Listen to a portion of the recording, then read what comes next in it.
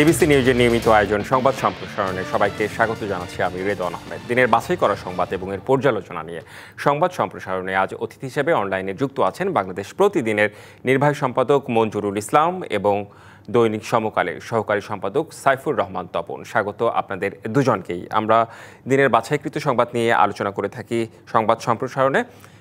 শুরুতেই আজকে যেটি আলোচিত খবর সেটি হচ্ছে যে খাগড়াছড়িতে দুষ্কৃতিকারীর হামলায় ৩ পাহাড়ি নিহত, গুইমারা থানার ওসি সহ ৩ পুলিশ ও ১৩ সেনা আহত, স্বরাষ্ট্র মন্ত্রণালয়ের দুঃখ প্রকাশ।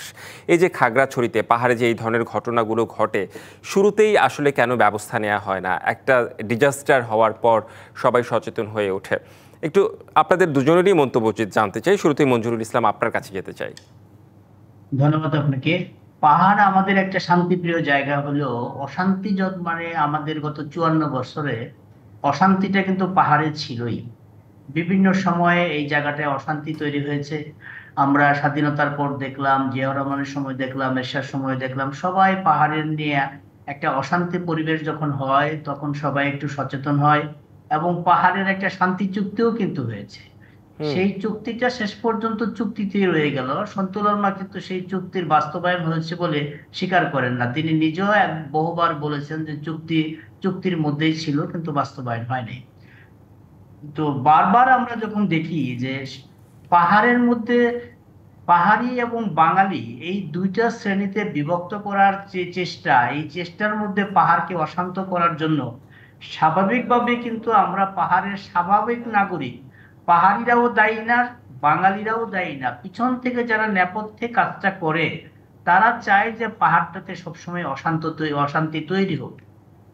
আপনি দেখবেন ২৩ তারিখে একটা ঘটনা ঘটেছে, একটা স্কুল ছাত্রী রেপের শিকার হয়েছে, তারপরে সেনাবাহিনী এবং পুলিশ মিলে একজনকে গ্রেপ্তার করেছে, বাকি ২ জনের গ্রেপ্তার চলছে। এর মধ্যেই পাহাড়ি বাঙালিদের মধ্যে যে অশান্ত পরিবেশ তৈরি করা হয়েছে।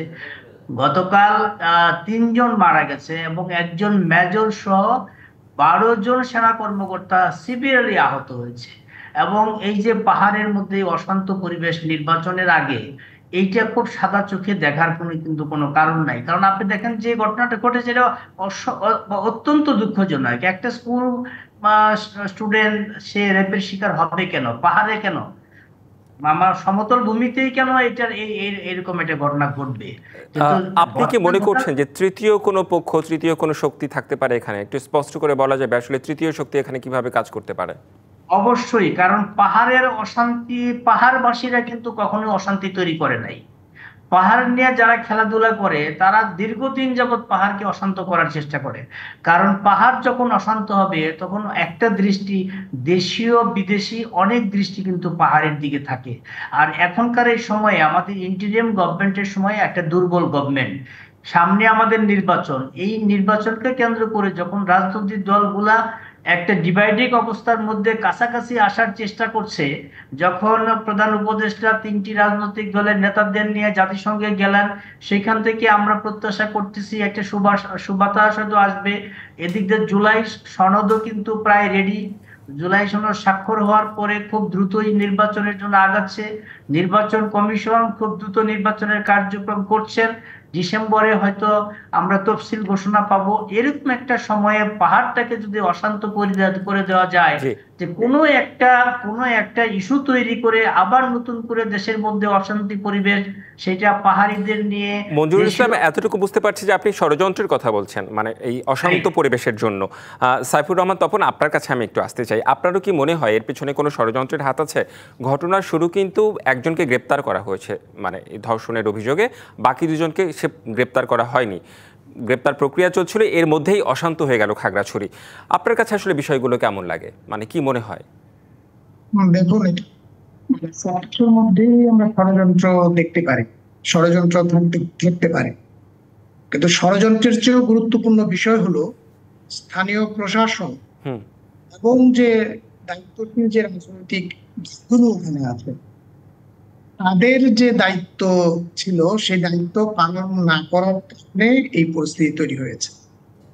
আচ্ছা, আপনাকে খেয়াল রাখতে হবে যে এই পাহাড়ে কিন্তু এই যে ধর্ষণের যে ঘটনা, পাহাড়ি মেয়েদের ধর্ষণের যে ঘটনা, গত ১ বছরে একাধিক ঘটনা ঘটেছে সেখানে। এবং এই জন্য আন্দোলন হয়েছে। এবং যখনই পাহাড়িরা যখন আন্দোলন করতে যায় তখনই এটার মধ্যে এক ধরনের আন্তর্জাতিক চক্রান্ত ষড়যন্ত্র খুঁজে তাদের উপর দমন পীড়ন চালানো হয়।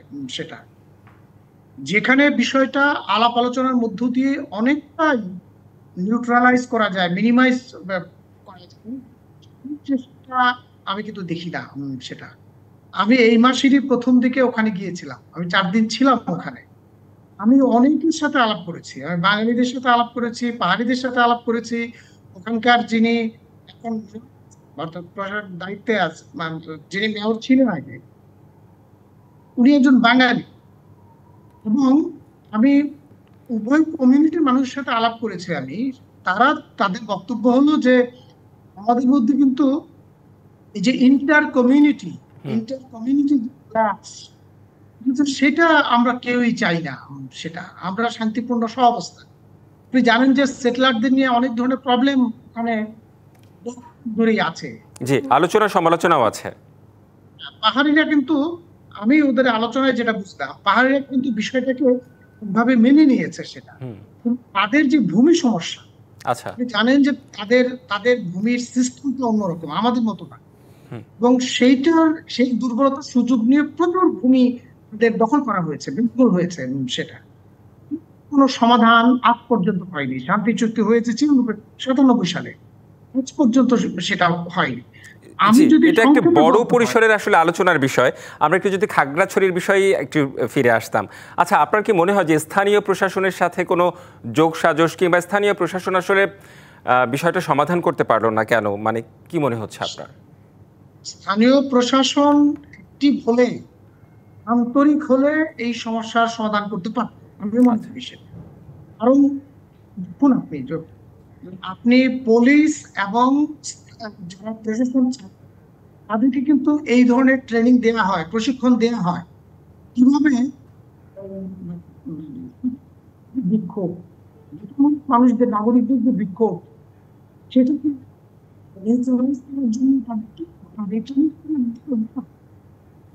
আমরা এখানে কি দেখলাম, এটা মানে কিন্তু কি হচ্ছে ওখানে,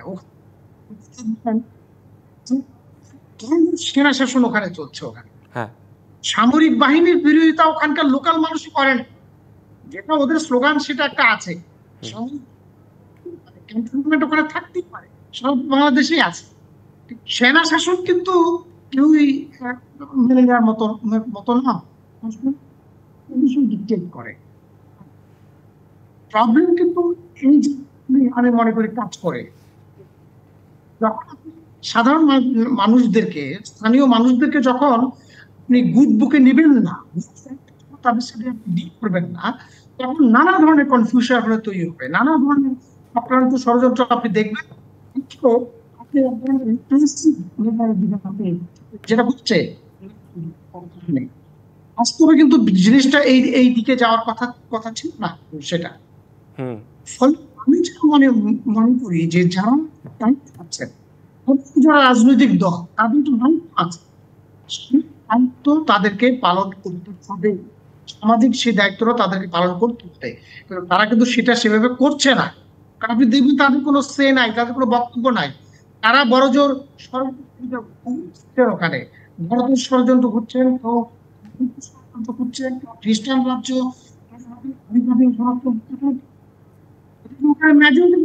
বুদ্ধিস্ট কমিউনিটির মানুষ সেখানে। ফলে আমি যেটা বলবো সেটা হলো যে যারা দায়িত্বশীল, তাদের নিজেদের দায়িত্বটা যদি তারা ঠিক মতো পালন করতেন, তাহলে সমস্যাটা অনেক দূর নিয়ন্ত্রণে রাখা যেত বলে আমি মনে করি। সেটা জি, এটা একটা গুরুত্বপূর্ণ বিষয় বলেছেন। আমরা আলোচনা করছিলাম, আমাদের একটা বিরতির সময় হয়েছে আর কি। বিরতির পর ফিরে এসে আমরা আলোচনা করতে চাই। দুজনকে ধন্যবাদ এতক্ষণ পর্যন্ত থাকার জন্য। বিরতির পর ফিরে এসে নিশ্চয়ই আমরা আলোচনা আবারও করব। সংবাদ সম্প্রসারণে নিচ্ছে একটি বিরতি, সঙ্গেই থাকুন। বিরতির পর আবারও স্বাগত সংবাদ সম্প্রসারণের সাথে আছেন বাংলাদেশ প্রতিদিনের নির্বাহী সম্পাদক মঞ্জুরুল ইসলাম এবং দৈনিক সমকালের সহকারী সম্পাদক সাইফুর রহমান তপন। বিরতির পর আবারও স্বাগত জানাচ্ছি। আমরা তো খাগড়াছড়ির বিষয়টি নিয়ে বিরতির আগে আলোচনা করছিলাম। আমরা একটু উপদেষ্টার একটি বক্তব্য নিয়ে আলোচনা করতে চাই। 2 মাস ধরে উপদেষ্টা পদ নিয়ে অনিশ্চয়তায় মাহফুজ আলম বললেন, ভাগবাটোয়ারা করে প্রশাসন দখল করেছে বিএনপি ও জামায়াত। শুরুতেই মঞ্জুরুল ইসলাম আপনার কাছেই আসতে চাই যে আচ্ছা, ইন্টারিম গভর্নমেন্টকে এত দুর্বল যে হচ্ছে দেশকে পুরোপুরি নিয়ন্ত্রণ করতে পারছে না, কিংবা রাজনৈতিক দলগুলোকে নিয়ন্ত্রণ করতে পারছে না, গভর্নমেন্ট থাকা অবস্থায় ভাগ বাটোয়ারা করছে জামাত, খোদ উপদেষ্টাই একজন বলছেন বর্তমান সরকারের। মানে এটা কেমন কন্ট্রাডিক্টরি হয়ে গেল না বিষয়টা? আপনার কাছে একটু জানতে চাই।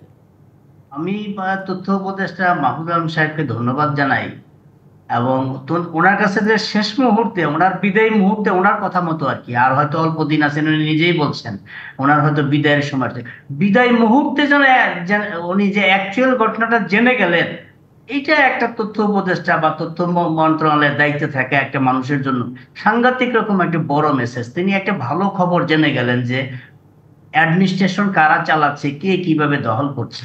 কিন্তু প্রবলেম হলো, মুশকিলের জায়গাটা হলো যে বিপ্লবের মাস্টারমাইন্ড তো উনি ছিলেন। বিপ্লবের মাস্টারমাইন্ড, বিপ্লবের মাস্টারমাইন্ড আপনার নেতৃত্বে অথবা মাস্টারমাইন্ডে বিপ্লব হয়েছে। আপনি তখন কোথায় ছিলেন যখন বিএনপি এবং জামাত প্রশাসন ভাগ বটারা করে নিয়ে যায়? আপনি বলতেছেন যে আপনার উপদেষ্টার পদ নিয়ে আমি অনিশ্চয়তায় আছেন, কখন চলে যান, কখন যাবেন। অন্য উপদেষ্টারা হয়তো ফেব্রুয়ারির পর্যন্ত থাকবেন, আমি থাকবো কিনা জানি না। এই যে তথ্য উপদেষ্টা হিসাবে এই কথা বলতেছেন, এটা তো আপনার দেউলিয়াত্ব, এটা আপনার ব্যর্থতা প্রকাশ পাচ্ছে। আপনার সফলতার মধ্যে এইটুকুন যে আপনি একটা মেসেজ জাতিকে দিয়ে গেলেন অন্তত এই শেষ সময়ে, যদি আপনার বক্তব্য অনুযায়ী সময়টা যদি শেষ হয়ে থাকে, যে জামাত এবং বিএনপি প্রশাসন ভাগ করে নিয়ে গেছে, আপনারা কি করছেন? কিন্তু মঞ্জুরুল ইসলাম, আপনার কাছে আমি আরেকটু জানতে চাই, যদি রাজনৈতিক দলগুলো ইন্টারিম গভর্নমেন্টকে সহযোগিতা না করে, তাহলে ইন্টারিম গভর্নমেন্টের পক্ষেও তো আসলে সরকার ব্যবস্থা চালানো কঠিন হয়ে পড়ে। ইন্টারিম গভর্নমেন্টকে 1 বছরের বেশি সময়, 13 মাস যাবৎ রাজনৈতিক দলগুলা সহযোগিতা করেছে। আপনি নেপালে দেখেন, একই রকম জেএনজি বিপ্লব হয়েছে। জেএনজি বিপ্লব হওয়ার পরে মাত্র 3 জন মিনিস্ট্রি দিয়ে একটা গভর্নমেন্ট ফর্ম করেছে। গভর্নমেন্ট ফর্ম করার সাথে সাথে নির্বাচনের ঘোষণা দিয়ে দিল। আর আপনারা 13 মাসে নির্বাচনের এটা ঘোষণা দিতে পারলেন না। আপনারা নেপালের জেএনজিরা কিন্তু ক্ষমতার ভাগ নেয় নাই। তারা যারা বিপ্লব করেছে একজনও কিন্তু ক্ষমতার ভাগ নেয় নাই, অ্যাডভাইজার হয় নাই। তারা নেপালের বর্তমান যে সরকার প্রধান, তিনি ঘোষণা দিয়ে দিয়েছেন যার যার জায়গায় চলে যাও। তারা সবাই যার যার জায়গায় চলে গেছে। আপনারা কি করলেন? আপনারা এসে ক্ষমতার ভাগ নিলেন, আপনারা রাজনৈতিক দল গঠন করলেন, আপনারা একজনকে ধমক দেন, গণমাধ্যমকে ধমক দেন, ইলেকশন কমিশনকে ধমক দেন, সরকারকে ধমক দেন। আপনারা নিজেরাই তো সবাইকে ধমকের মধ্যে রাখছেন। রাজনৈতিক দল, সকল রাজনৈতিক দল তো আপনাদেরকে সহযোগিতা করেছে। রাজনৈতিক দলের সহযোগিতা ছাড়া আপনারা 13 মার্চ যে সরকার গঠনে এখন পর্যন্ত সরকারে আছেন, রাজনৈতিক দলের সহযোগিতা ছাড়া এটা সম্ভব না। না, অনেক সময় শোনা যায় না যে ছাত্র উপদেষ্টাদের, যারা শিক্ষার্থী থেকে উপদেষ্টা হয়েছেন, তাদের অনেক সময় রাজনৈতিক দলগুলো পদত্যাগও দাবি করেছে, বিভিন্ন নেতাকর্মীদের মুখ থেকে আমরা শুনেছি। তো সেই ক্ষেত্রে তো তারা একটা অনিশ্চয়তায় থাকতেই পারেন। অনিশ্চয়তা তাদের নিজের কারণে। আপনারা কেন সরকারের ক্ষমতার ভাগ নিতে আসলেন? আপনারা ক্ষমতার ভাগ না নিয়ে আপনারা যদি একটা পাওয়ার হাউস হিসেবে ক্ষমতার বাইরে থাকতেন, সবাই আপনাদের ভয় পাবে। বাঘ যখন মানুষের সামনে পড়ে, তখন মানুষ চিন্তা করে বাঘের হাত থেকে বাঁচতে হবে এনিহাও, তখন আর মানুষ বাঘকে ভয় পায় না। কিন্তু মানুষ যখন বাঘ দেখে না, তখন কিন্তু বাঘের নাম শুনলেই মানুষ ভয় পায়। আপনারা তো মানুষকে ভয়ে তাড়িয়ে দিয়েছেন, আপনাদের এখন আর ভয় পাও না। আপনাদের এখন মানুষ করুণা করে যে মানুষ আপনাদেরকে কি চিন্তা করলো আর আপনারা কি করলেন। জি, এটা আপনার পর্যবেক্ষণ। আমাদের সঙ্গে আরেকজন অতিথি রয়েছেন, সাইফুর রহমান তপন। আপনার কাছে একটু আমি আসতে চাই যে এই যে অনিশ্চয়তায় উপদেষ্টা মাহফুজ আলম এবং ভাগবাটোয়ারা জামাত বিএনপি যে করেছে, এবং উনি বলছে যে উনি হচ্ছে এটার প্রমাণ। মানে আমি আপনার কাছেও একই প্রশ্ন রাখতে চাই, মানে ইন্টারিমের সমস্যাটা কোথায়, আসলে দুর্বলতাটা কোথায়, কেন হচ্ছে সবকিছু স্ট্রংলি ম্যানেজ করতে পারছে না? সমস্যাটা মঞ্জু ভাই আসলে খুব চমৎকার করে বলে দিয়েছেন, সেটা তিলবে তাপ্তি নষ্ট। মাহফুজ আলম সাহেবের একটা কথা কিন্তু ওখানে আছে, একই সাথে উনি বলেছেন যে ওনারা যখন ভাগ বাটোয়ারা করে দিলেন, সবাই সবাইকে প্রথম দিকে আশ্বস্ত করেছে আপনারা 3-4 বছর থাকবেন এবং আপনারা সংস্কার করবেন। তারপরে মাহফুজ আলম সাহেবই বলছেন যখন তখন শুরু হয়ে গেল। কি করছেন, করলেন কেন ওনারা? যেহেতু করেছেন লোভের কারণে, মঞ্জু ভাই যেটা বললেন সেটা, যদি ক্ষমতার ভাগ না নিতেন এবং ওনারা যদি মনিটর মনিটর করা, গার্ড করা সরকারকে, যে সরকার বানিয়ে দিয়েছেন সেই সরকার তাদের প্রতিশ্রুত পথে চলছে কিনা তারা করতে, তাহলে অনেক ভালো চলতো বলে আমার কাছে মনে হয় সেটা। কিন্তু ওনারা কি নেগোসিয়েশনে গিয়েছিলেন হাফিজ আলমের বক্তব্য অনুসারে, যে আমলাদের ভাগ করে দিয়েছেন, ভিসিদের ভাগ করে দিয়েছেন, তারা বলেছে থাকতে পারবেন, কোনো সমস্যা নেই, আমরা সহযোগিতা করবো করার জন্য। কথা রাখে নাই, মাহফুজ আলমের বক্তব্য কথা রাখে নাই, যা আমার তাই হয়েছে সেটা। আর উনি যে বলছেন যে ওনার শেষ সময় সেখানে খুলবে না, আসলে উনি ইলেকশন করবেন, ইলেকশন, কারণ ইলেকশনটা যদি নিশ্চিত না হয় যে ফেব্রুয়ারিতে ইলেকশন হবে, তাহলে তো তিনি পলিটিক্যাল লস হয়ে যান। এই জন্য তিনি বলছেন যে আমি ঠিক বুঝতে পারছি না আমার সময়টা কখন শেষ হবে। এই এই জনগণের প্রতিনিধি তারা দাবি করেন, প্রতিনিধি তারা দাবি করেন, যদি কোন মানসিকতা হয়, আমি বলবো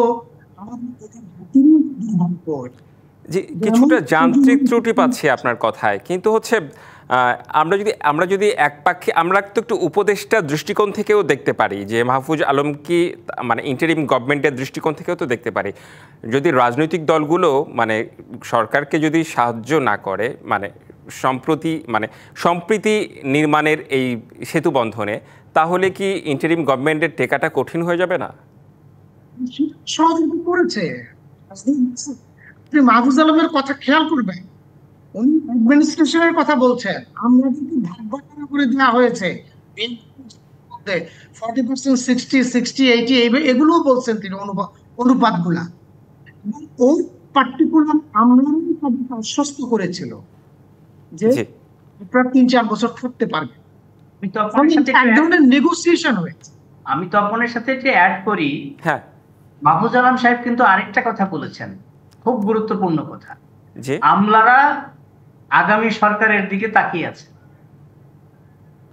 এবং আমলারা তো আমলাদের যে তাকায় আছে, আপনি তো গভর্নমেন্টের একটা পার্ট, আপনি তো একজন উপদেষ্টা, আপনি তো মন্ত্রী, আপনি সরকার গঠন করেছেন, আপনার সরকারের মধ্যে আমলারা পরবর্তী গভর্নমেন্টের দিকে তাকায় থাকবে কেন? সেই সুযোগ আপনি দিচ্ছেন কেন?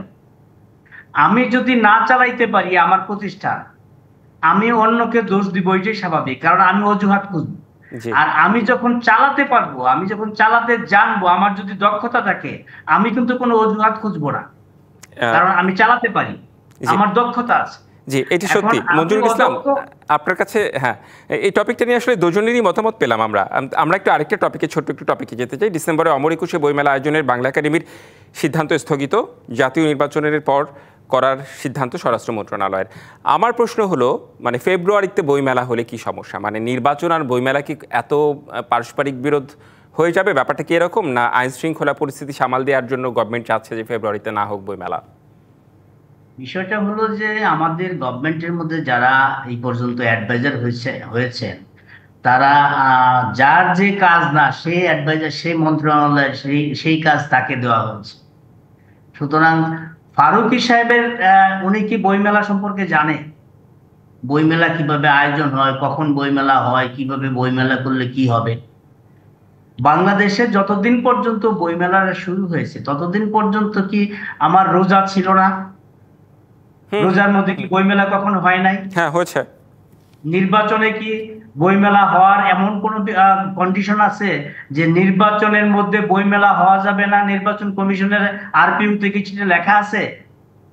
তা আপনি সেটা ডিসেম্বরে আনতে গেলেন কেন? আপনি যখন সেপ্টেম্বরে এসে ডিসেম্বরের ঘোষণা দিলেন, আপনার মাথার মধ্যে এটা থাকবে না সেপ্টেম্বর থেকে অক্টোবর, নভেম্বর, ডিসেম্বর 2 মাসের মধ্যে পাবলিশারদের প্রস্তুতি আছে কিনা? একটা বইমেলা শুধু হলে তো হবে না। এটা তো এমন একটা মেলা না যে আপনার এই যে চকবাজার থেকে মাল এনে এখানে দোকান দিয়ে বসে যাবেন। এটা একটু প্রিপারেশন আছে। বইমেলা হলো একটা মনন জগতের একটা গুরুত্বপূর্ণ জায়গা আমাদের বাংলাদেশের মানুষের, বাঙালিদের। বইমেলা হলো পাঠকের লেখকদের একটা সম্মিলন, এটা একটা উৎসব আমাদের। এই উৎসবের সাথে ইলেকশনের সম্পর্ক কি? হ্যাঁ, আমি সেই বিষয়টি আসলে আপনার কাছে জানতে চাচ্ছিলাম। ইলেকশন হলে এই উৎসবের সমস্যাটা কি? যে যার যেদিন ভোটার তিনি যদি ভোট দিতে যান তিনি ভোট দিতে যাবেন। এমন কি হয়েছে যে এই বইমেলায় যারা আসবে, যে বইমেলায় যারা পাঠক আসবে, বইমেলায় যারা লেখক আসবে এবং অন্য যারা আসবে, তারা এক্স ওয়াই কোনো একটা জেলার মানুষ, যে এই মানুষগুলো যদি বইমেলায় আসে ওই দিন ওই জেলায় ভোট দেওয়া যাবে না, সব মানুষ মেলায় চলে আসবে, সুতরাং বইমেলা হবে না। বিষয়টা কি এরকম? জি, বুঝতে পেরেছি। মানে আপনাদের দুজনেরই বেশ কয়েকটি বিষয়ে দুজনেরই বিশ্লেষণ শুনলাম আমরা। আমাদের সময় একেবারেই শেষ হয়ে গিয়েছে। ধন্যবাদ মঞ্জুরুল ইসলাম এবং ধন্যবাদ সাইফুর রহমান তপন। এই ছিল সংবাদ সম্প্রসারণে। ডিবিসি নিউজের সঙ্গেই থাকুন।